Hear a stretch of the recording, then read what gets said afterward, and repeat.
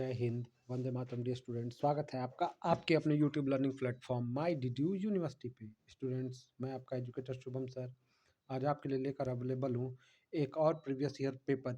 जी हाँ स्टूडेंट्स, आप देख पा रहे होंगे आज मैं आपके लिए लेकर अवेलेबल हूँ HIS 101, यानी जो हमारे स्टूडेंट भी फर्स्ट सेमेस्टर में है और उन्होंने हिस्ट्री को अपना फर्स्ट मेजर सब्जेक्ट बनाया है, उनके लिए एक प्रीवियस ईयर पेपर का वीडियो। स्टूडेंट आप देख पा रहे होंगे कि ये 2022, 23 एंड 23 जनवरी में जो पेपर हुआ था उसी का ये पेपर है। स्टूडेंट, इस पेपर के टाइटल की बात करें तो इस पेपर का टाइटल है, जो हिस्ट्री के अंतर्गत ये पेपर है आपका, in introduction to the study of history. तो बिना आपका टाइम वेस्ट किए हुए स्टूडेंट ले चलेंगे आपको क्वेश्चन पेपर की तरफ और देखेंगे कैसे क्वेश्चन आएंगे। तो स्टूडेंट मेरे साथ पेन पेपर लेकर हमेशा तक की तरफ बैठिएगा कि छोटी से छोटी बातें जो मैं आपको बताता रहूँगा क्वेश्चन के अतिरिक्त वो आप नोट करते रहेगा, क्योंकि बहुत सारे क्वेश्चन उसी में से आएंगे। ठीक है स्टूडेंट, साथ ही आपको बताना चाहूँगा कि 2023 का ये प्रीवियस ईयर पर है। 2022 का पेपर हमारे चैनल पे ऑलरेडी अपलोडेड है, तो वो भी एक प्रीवियस ईयर पेपर आप जाके देख लीजिएगा स्टूडेंट, क्योंकि इस बार आपके 50 MCQ आएंगे। पहले 40 MCQ आते थे, 40 आते थे। तो स्टूडेंट इस तरह से आपके 80 MCQ प्रिपेयर हो जाएंगे और आपको काफ़ी मदद मिलेगी। और इस पेपर को जब स्टूडेंट आप दोनों देखेंगे तो देखेंगे कि कितने सारे क्वेश्चन 2023 के पेपर में 2022 के ही रिपीट किए थे। तो स्टूडेंट जाकर वो वीडियो जरूर देखिएगा, हम उसको अपने प्लेलिस्ट में भी डाल देंगे और हमारे वीडियो सेक्शन में अपलोडेड है, उसको आप जाके देखिएगा। चलिए क्वेश्चन की तरफ बढ़ते हैं। पहला ही क्वेश्चन देख लेते हैं, आयुर्वेद किसका उपवेद है? तो पहला क्वेश्चन कह रहा है कि आयुर्वेद इज उपवेद। तो स्टूडेंट ये क्वेश्चन पहले वाले पेपर में भी आया था, लेकिन दूसरे जो 2022 में हुआ था, लेकिन उसमें ठीक इससे उल्टा पूछ लिया था। उपवेद का नाम देके पूछा था कि किस ग्रंथ का उपवेद है। ठीक है, तो उसमें नाम ही देके पूछा था कि किस वेद का उपवेद है। तो स्टूडेंट आयुर्वेद किसका उपवेद है? तो इस आयुर्वेद जो है ना, वो स्टूडेंट आपका ऑप्शन ए राइट हो जाएगा कि वेद जो है आयुर्वेद इज सब वेद ऑफ ऋग्वेद। तो ऋग्वेद का उपवेद आयुर्वेद है स्टूडेंट। ठीक है, और इसके साथ ही अब स्टूडेंट कुछ और बातें बताते चल रहा हूँ, वो नोट करिए। गंधर्व वेद जो है ना स्टूडेंट, जो आपका ऑप्शन बी दिख रहा है, ये गंधर्व वेद जो आपका दिख रहा है, ये साम वेद का उपवेद है। किसका? आप नोट कर लीजिएगा कि ये साम वेद का। ठीक है, मैं नाम बता, साम वेद का उपवेद। उपवेद आप समझ रहे हो, जिस एक वेद से दूसरा वेद जब निकलता है तो उसको उसका उपवेद कहते हैं। तो साम वेद के जनक कौन है? तो भरत मुनि ने साम वेद से गंधर्व वेद को निकाला है। ठीक है, और आयुर्वेद किसका उपवेद है? तो ये ऋग्वेद का है। ठीक है, चलिए अगला क्वेश्चन, और ये बात करेंगे कि जो है, ठीक है, तो अब नेक्स्ट क्वेश्चन की तरफ। नेक्स्ट क्वेश्चन कह रहा है, स्टूडेंट अगर आपको वीडियो स्लो लगेगा तो आप फास्ट फॉरवर्ड करके देख लीजिएगा वीडियो को। ठीक है, क्योंकि मैं स्लो थोड़ा बोलता हूँ। अगला क्वेश्चन देखते हैं, निम्नलिखित में से राष्ट्रवादी इतिहासकार कौन है? तो राष्ट्रवादी इतिहासकार किसको बोला जाता है स्टूडेंट? तो स्टूडेंट मैं आपको बताना चाहूंगा कि KP जायसवाल, जो हमारा ऑप्शन है, who is following is a nationalist historian.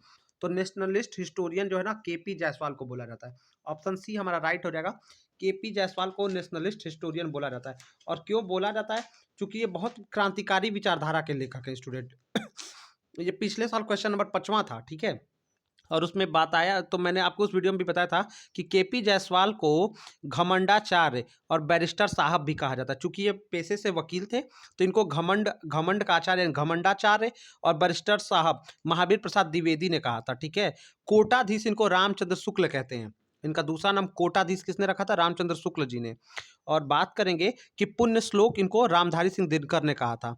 और ठीक है, राजेंद्र प्रसाद जी ने इन्हें डेंजरस रिवॉल्यूशनरी यानी खतरनाक क्रांतिकारी की उपाधि दी थी। और वो कौन थे? KP जायसवाल। KP जायसवाल का बात स्टूडेंट नोट कर लिया कुछ और, कि KP जायसवाल 1881 यानी 1881 में इनका जन्म है। ठीक है, और 1937 में डेथ है। 1937 में इनका डेथ हो गया, मृत्यु हो गई। ठीक है, इस बातों को आपको याद रखना है KP जायसवाल के बारे में। जो मैंने बताया वो भी लिख लीजिएगा, पेन पेपर लेके स्टूडेंट वीडियो को पॉज करके छोटी छोटी बातें नोट करेगा, क्योंकि कई सारे क्वेश्चन उसी में से आपको मिल जाएंगे। अगला क्वेश्चन, निम्नलिखित सामवेद का उपवेद। ठीक है, पहले आयुर्वेद किसका था पूछा, सामवेद के उपवेद का क्या नाम है? ठीक है, तो स्टूडेंट सामवेद का उपवेद को गंधर्व वेद कहते हैं। ठीक है, ऑप्शन ए सही हो जाएगा। सामवेद का उपवेद क्या है? गंधर्व वेद है। ठीक है, ऋग्वेद का उपवेद क्या है? आयुर्वेद है। ठीक है, तो गंधर्व वेद सामवेद का उपवेद है। ठीक है, धनु जो दूसरा ऑप्शन, अब ये तो हमारा आंसर हो गया कि सामवेद इज उपवेद या सब वेद of Gandharva Veda. Sorry, Gandharva Veda is सब वेद ऑफ सामवेद। और जब अगला पॉइंट देखिए जो ऑप्शन बी का रहा है स्टूडेंट, मैं आपको ऑप्शन से भी रिलेटेड बातें बताता हूँ हमेशा की तरह। तो धनुर्वेद जो है वो यजुर्वेद का, धनुर्वेद जो है तो वो यजुर्वेद का उपवेद है। आयुर्वेद ऋग्वेद का उपवेद है, ठीक है। तो ये आपको दोनों को लिख लेना है कि धनुर्वेद किसका है, यजुर्वेद का, ठीक है, यजुर्वेद, ठीक है, यजुर्वेद आप नोट कर लीजिएगा, ठीक है। चलिए, और आयुर्वेद तो आपका ऋग्वेद का है ही। ऐतरेय ब्राह्मण है। अब देखिए हर वेद के अपने ब्राह्मण ग्रंथ होते हैं। ब्राह्मण ग्रंथ होने का ये बिल्कुल मतलब नहीं है कि वो मतलब वो जो है जो हमारे समाज में वो कर्मकांड कराते हैं ऐसे ब्राह्मण। हर ग्रंथ का जो पवित्र, यहाँ पे ब्राह्मण मतलब पवित्रता से है, तो हर जो वेद हैं उसके ब्राह्मण ग्रंथ हैं, ठीक है। तो यहाँ क्वेश्चन पूछ रहा है ऐतरेय ब्राह्मण। तो स्टूडेंट साथ ही साथ बताऊंगा क्या प्रीवियस जो मैंने वीडियो कराया है, साथ ही साथ एक बात और स्टूडेंट अगर आपके पास टाइम होगा तो ध्यान से सुन लीजिएगा कि हमने HIS 101, 102, 103 तीनों के वीडियोस कर दिए हैं, तो उसको भी जाके प्रीवियस ईयर के देखिएगा। कई बार मैंने क्वेश्चन देखा है, इस पेपर का क्वेश्चन उससे भी आए हैं। इवन अगर आपके पास समय रहेगा तो HIS 201, 301 का भी वीडियो, कुछ 201, 202 के भी अपलोडेड है, और तो वो भी जाके देख लीजिएगा, क्योंकि बहुत सारे क्वेश्चन इधर उधर से सेम आ रहा है। चूंकि आप हिस्ट्री के स्टूडेंट हैं और आप कॉम्पिटेटिव की तैयारी करते हैं, तो उसको भी देख लेंगे तो आपकी तैयारी और अच्छी हो जाएंगी। आप थर्ड सेमेस्टर के भी MCQ के वीडियो देख लीजिएगा, ठीक है। ये मैं आपके भलाई के लिए बता रहा हूँ। अब नोट करिए, ऐतरेय ब्राह्मण और कौशिकी ब्राह्मण, जो दो ब्राह्मण ग्रंथ है, ऐतरेय ब्राह्मण और कौशिकी ब्राह्मण, ये दोनों ऋग्वेद के ब्राह्मण वेद हैं, ठीक है। तो ऋग्वेद के ब्राह्मण है, ठीक है। जो ब्राह्मण वो जो है, हर वेद का अपना एक ब्राह्मण ग्रंथ होता है। तो ये जो दोनों है, ऐतरेय ब्राह्मण और ये जो है ये और कौशिकी ब्राह्मण, ये दोनों ऋग्वेद का ब्राह्मण ग्रंथ है, ठीक है।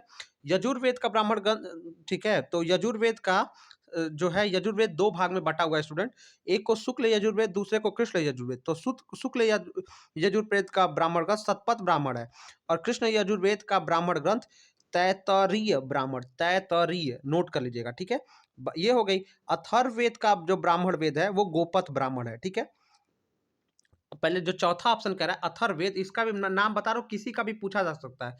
तो अथर्ववेद का ब्राह्मण ग्रंथ है वो क्या है, इसका अथर्ववेद का गोपथ ब्राह्मण। और सामवेद का जो ब्राह्मण वेद है उसको प्रौढ़ ब्राह्मण, षणवीस ब्राह्मण, मंत्र ब्राह्मण और जैमिनी, जैमिनी का नाम के ऊपर जैमिनी ब्राह्मण कहते हैं। आप इसको स्लो करके नोट करके आगे बढ़िएगा। चलिए अगला क्वेश्चन, औरंगजेब का इतिहास। नेक्स्ट क्वेश्चन कह रहा है औरंगजेब का इतिहास नाम की पुस्तक किसने लिखी, यानी history of Aurangzeb was written by. तो स्टूडेंट इस क्वेश्चन का आंसर हो जाएगा यदुनाथ सरकार, ठीक है। यदुनाथ सरकार, ऑप्शन बी हमारा राइट हो जाएगा। यदुनाथ सरकार ने औरंगजेब के इतिहास नाम की पुस्तक लिखी है। बात कर स्टूडेंट किस ईयर में लिखी गई है, तो 1919 में लिखी गई है। समय आपको याद रखना है 1919, ठीक है। जो टाइम पीरियड है वो कितना है, तो 1919 है, ठीक है। और इसको औरंगजेब का इतिहास लिखा है 1919 में, 2 खंडों में लिखा, और कुल 5 खंडों में। जो अंतिम खंड, 5वां खंड प्रकाशित हुआ वो 1928 में हुआ, ठीक है। यदुनाथ सरकार की एक और प्रमुख पुस्तक जो पूछी जाती है वो भी नोट करेगा, शिवाजी एंड हिज टाइम्स, यानी शिवाजी और उनका समय, ये भी इनकी एक प्रमुख पुस्तक है।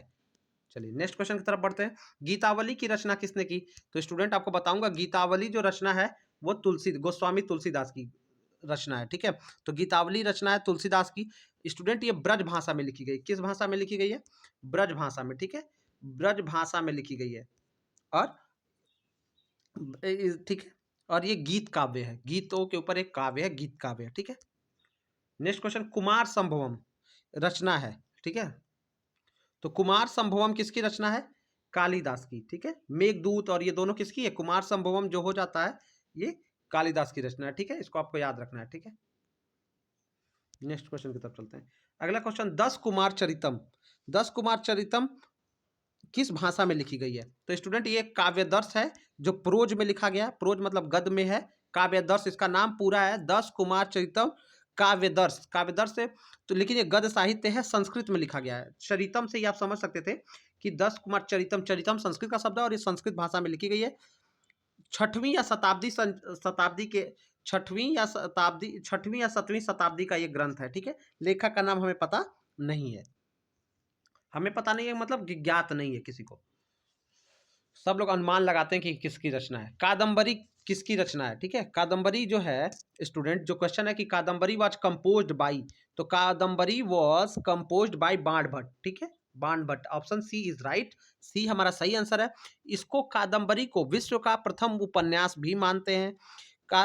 और बाण भट्ट की एक और प्रमुख रचना कादम्बरी के साथ हर्षचरित भी है, ठीक है, ठीक है। और ये बाण भट्ट था वो हर्षवर्धन का दरबारी कवि था, ठीक है। एक बार पूछा था कि ये कहाँ का निवासी था, तो याद रखिएगा कि माना जाता है ये छपरा का निवासी था, या कुछ लोग इसको पाटलिपुत्रा का भी मानते हैं। तो दोनों में से एक ऑप्शन जो भी रहेगा वही लगा देंगे, दोनों एक साथ कभी नहीं आएगा, ठीक है। चलिए अगला क्वेश्चन, कल्हड़ की राज तरंगिणी में कितने तरंग है, यानी कितने अध्याय हैं। तो कल्हड़ की how many taranga are there in the Rajatarangini of Kalhana, तो कल्हड़ की राज तरंगिणी में कितने तरंग है स्टूडेंट, तो the right answer is 8। There are 8 तरंग, 8 तरंग है। इसके साथ कुछ और बातें नोट करिएगा, 7826 श्लोक हैं, इतने श्लोक हैं। और इसमें कश्मीर के राजाओं का इतिहास है, ठीक है। महाभारत काल से ये आरंभ होता है, ठीक है। और कश्मीर का पुराना नाम इसमें बताया गया कि कश्यप मेरू था। क्या नाम था, जो ऋषि कश्यप के नाम पे था, कश्यप मेरू, मेरू एक पर्वत की तरह। अगला क्वेश्चन, नालंदा विश्वविद्यालय स्थित है, था मतलब जो भी है, तो ये कहाँ पे था, ये तो सब आप जानते हैं, नालंदा बिहार में है। इसको किसने जलाया, ये सारा आप जानते ही हैं, इसके बारे में आपको बहुत ज्यादा बताने। तो नालंदा बिहार में। क्वेश्चन को हम देखते हैं, योग शास्त्र किसके द्वारा लिखा गया है। तो स्टूडेंट ये क्वेश्चन जो कह रहा है योग शास्त्र किसके द्वारा लिखा गया, तो ये this book is written by, जो ऑप्शन बी कह रहा है ना, हेमचंद्र। मैं आपको स्टूडेंट सारे ऑप्शन इसलिए नहीं बताता हूँ, मतलब पढ़ता हूँ मैं, आपको पहले आंसर बताता हूँ फिर सारे ऑप्शनों के बारे में बताता हूँ। तो ये हेमचंद्र का है। बाबा रामदेव के तो शास्त्र नहीं, रामदेव ने योग को प्रसिद्ध भले ही किया है, लेकिन वो ये ऐसे किसी भी पुस्तक के लेखक नहीं है। और एक और बात, पतंजलि ने एक फेमस किताब लिखी, प्रसिद्ध पुस्तक योग सूत्र, ठीक है। अब बात करते हैं हेमंत आचार्य की। तो हेमंत आचार्य जो स्टूडेंट हैं, जिनको आप कहते हो, तो हेमंत आचार्य ने स्टूडेंट जैन धर्म के प्रमुख विद्वान थे। ये गणितज्ञ, समाज सुधारक, चिंतक, साहित्यकर्ता, योग व्याकरण के महान विद्वान, योग और व्याकरण के महान विद्वान है, जैन धर्म से संबंधित है। और इन्होंने पतंजलि को योग सूत्र को अपना मूल आधार मान के ये पुस्तक लिखी है, योग शास्त्र। अगला क्वेश्चन, ऋग्वेद में मंडलों की संख्या। तो स्टूडेंट ऋग्वेद में मंडल कितने हैं, ये क्वेश्चन पूछा गया है। तो अब ऋग्वेद के बारे में कुछ और भी बातें बताऊंगा, वो भी नोट करिएगा। तो ये माना जाता है 3000 से 4000 साल पहले ईसा पूर्व लिखा गया। ईसा पूर्व मतलब जब यीशु मसीह का जन्म, 3000 से 4000 ईसा पूर्व यानी बीसी का ये रचना है। गायत्री मंत्र, ये भी नोट करिएगा कि ऋग्वेद में एक प्रमुख चीज है, गायत्री मंत्र इसी में है। ये क्वेश्चन पूछा गया था पिछली बार। इसमें 10 मंडल है। इतने कितने मंडल है, 10 मंडल है। 1028 सूक्त, 1028 सूक्त हैं, 10 मंडल, 1028 सूक्त, और 10,000, इतने तो सूक्त हो गए। और बात करेंगे स्टूडेंट कि 10,600 छंद है, 10,600 छंद हैं। एक तरह से आप समझ रहे, सूक्त मतलब आप भजन समझो और छंद मतलब श्लोक समझो, ठीक है। तो 10,600 छंद है। अगला क्वेश्चन, निम्नलिखित में कौन सी पुस्तक प्लीनी ने लिखी है। जो प्लीनी था, इसका पूरा नाम था प्लीनी द एल्डर। इसका पूरा नाम क्या था, प्लीनी द एल्डर। तो कौन सी किताब इसने लिखी है, इसने नेचुरल हिस्ट्री नाम की किताब को लिखा है। नेचुरल हिस्ट्री नाम की पुस्तक को प्लीनी द एल्डर ने लिखा है। ये रोमन साम्राज्य का इकलौता, सबसे विस्तृत, सबसे अच्छे से जानकारी देने वाला इकलौता बचा हुआ पुस्तक है, ठीक है, जो रोमन इतिहास के गौरवशाली होने की गवाही देती है। भास्कराचार्य ने निम्नलिखित में से कौन सी पुस्तक लिखी। तो भास्कराचार्य ने एक्चुअली इसमें से पूछा स्टूडेंट, तो भास्कराचार्य द्वितीय, ये एक्चुअली में भास्कराचार्य के साथ साथ ये भास्कर द्वितीय या भास्कराचार्य द्वितीय है। और इन्होंने लिखा है, इस ऑप्शन को देखेंगे तो लीलावती, पृथ्वीराज विजय, जगनिक, पृथ्वीराज विजय के बारे में भी अभी है, और चरक संहिता सुश्रुत की है, ठीक है। तो यहाँ पे जो भास्कराचार्य द्वितीय ने लिखी वो लीलावती लिखी है, ठीक है। ऑप्शन बी हमारा ए राइट हो जाएगा, ए। नेक्स्ट क्वेश्चन कह रहा है, प्रसिद्ध यात्रा सी यूकी का वर्णन किस यात्री, मतलब है सी यूकी में किस यात्रा का वर्णन है। तो सी यूकी वेन सॉन्ग की पुस्तक है, इसमें वेन सॉन्ग का, ठीक है, सी यूकी में किसका है, वेन सॉन्ग का के यात्रा का वर्णन है, ठीक है। और ये वेन सॉन्ग जो आया था, वेन सॉन्ग आया था स्टूडेंट हर्ष के काल में भारत आया, 15 साल तक भारत में रहा, और जाते वक्त कई हजार किताबें बौद्ध साहित्य से जुड़ी हुई चीन लेकर गया। अगला क्वेश्चन, पृथ्वीराज विजय के, देखिए अब ये क्वेश्चन जय नायक, ठीक है। तो पृथ्वीराज विजय इज रिटन बाय, तो पृथ्वीराज विजय इज रिटन बाय जयनायक, ठीक है।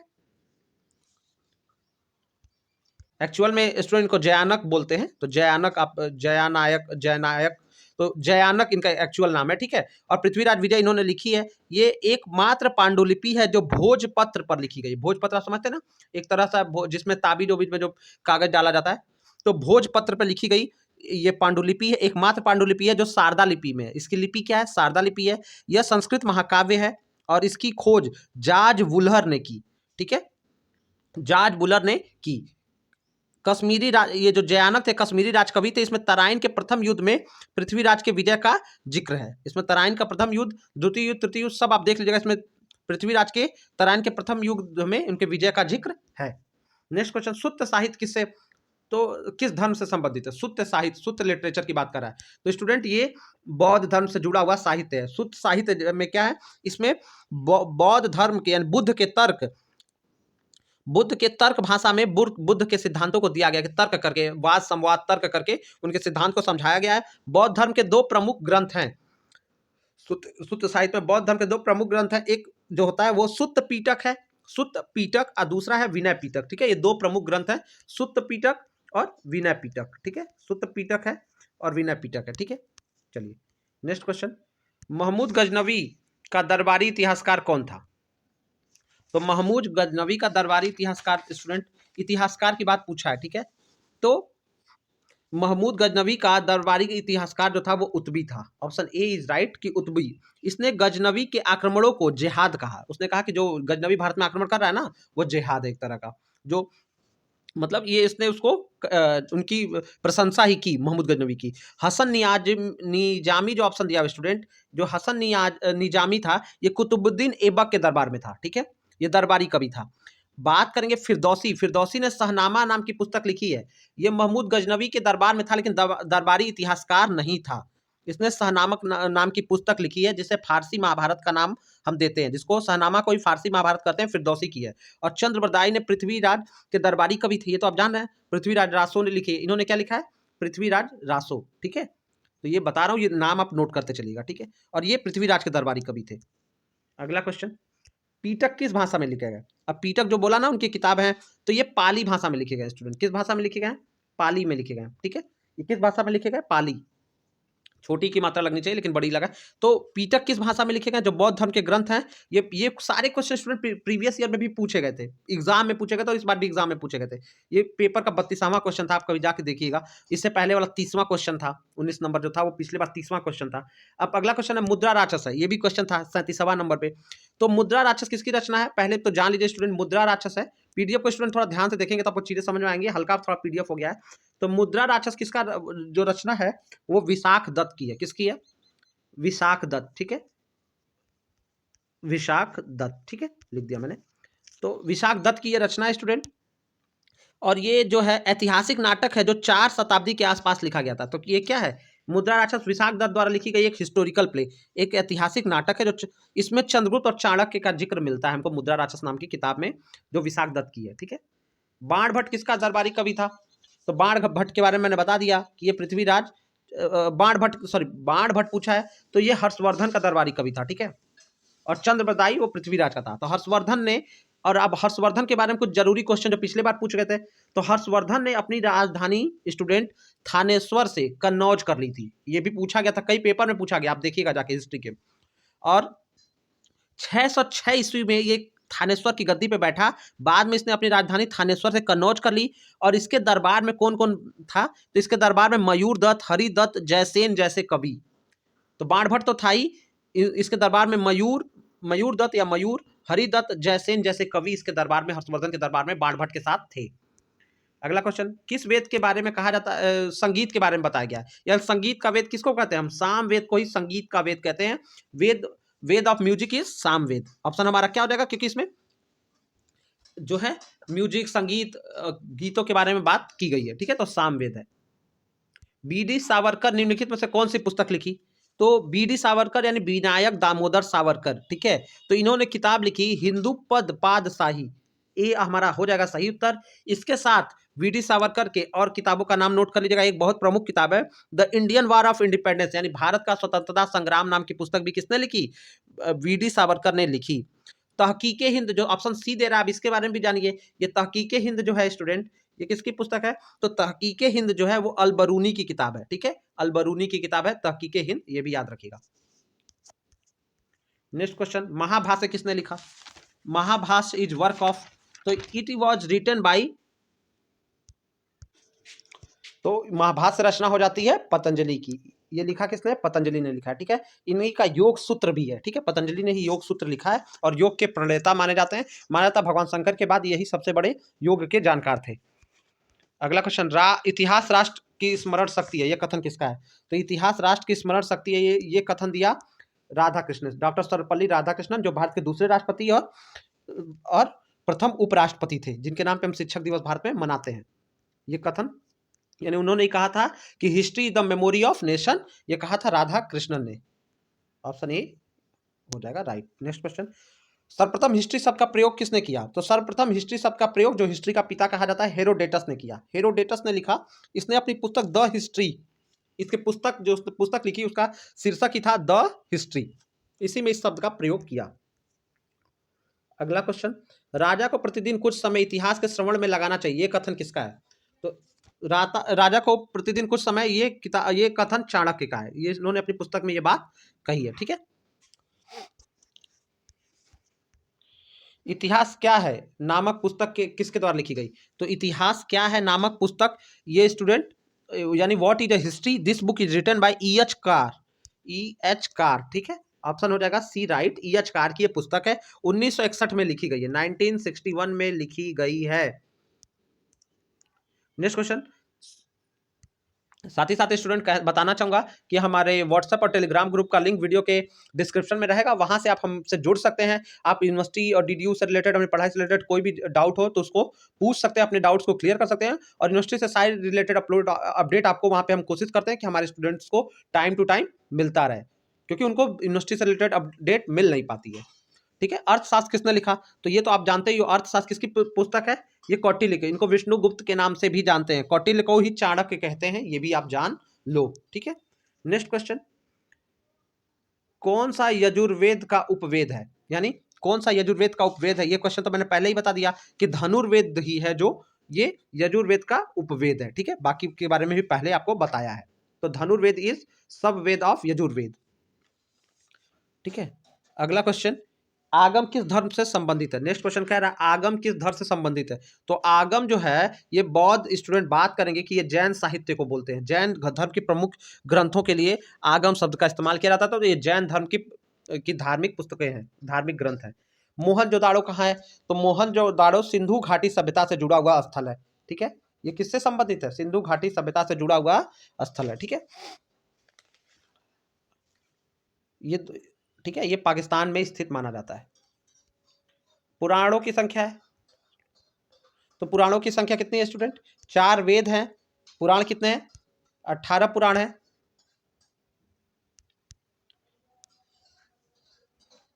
ठीक है, तो 18 पुराण है। सबसे पुराना वेद कौन सा है?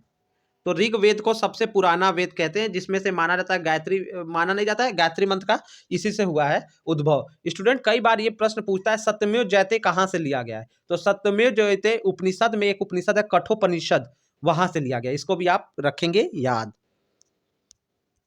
अगला क्वेश्चन, सतपथ ब्राह्मण का लेखक कौन था? तो सतपथ ब्राह्मण जो है ये शुक्ल यजुर्वेद का ब्राह्मण ग्रंथ है। यजुर्वेद में शुक्ल यजुर्वेद का ब्राह्मण ग्रंथ है, इसको आप जान ही रहे हो।